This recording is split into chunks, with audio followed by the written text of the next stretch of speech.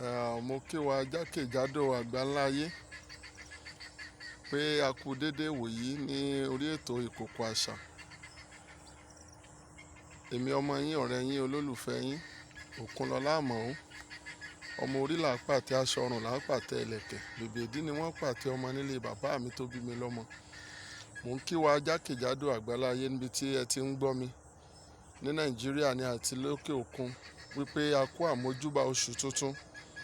Òní lọ́jọ́ kìíní oṣù kẹsàn-án ọdún 2022. Mo gbàdúrà pé lágbára lọ́wọ́ Olúwa, oṣù kẹsàn-án yìí yóò san yín sí rere o, yóò san yín sówó, yóò san yín sọ́mọ, yóò san gbogbo wa sí àìkú tí í ṣe baálẹ̀ ọrọ̀. A ní sánkú nínú ìrìn àjò oṣù kẹsàn-án, a ní gbọ́mọ sí, ojú òsì ní ti ẹnì kọ̀ọ̀kan nínú wa.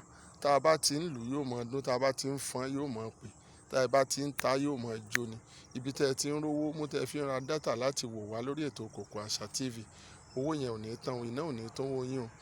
Ìkọ́ ìkéjò, ìkọ́ ìkọ́bálá, àgàrà ìdán ṣe Ọlọ́run. Nínú ìrìn àjò oṣù yìí ẹ ní kàgbákò, wọn ò ní jí yín gbé tọmọtọmọ wọn, ẹ ní rárìn fẹsẹ̀ sí láṣẹ Olódùmarè. Ẹ̀yin tẹ́ ẹ rọ́jọ́ kìíní oṣù kẹsàn-án, ẹ̀yin náà lẹ́ẹ̀rọ̀pin rẹ̀. Ẹ̀yin náà lẹ́ẹ̀tún rọ́jọ́ kìíní oṣù kẹwàá, ẹ̀yin lẹ́ẹ̀rọ̀pin ọdún ìláyà tàlàáfíà. Ire o, ire gbàǹgbà, ó dàbọ̀.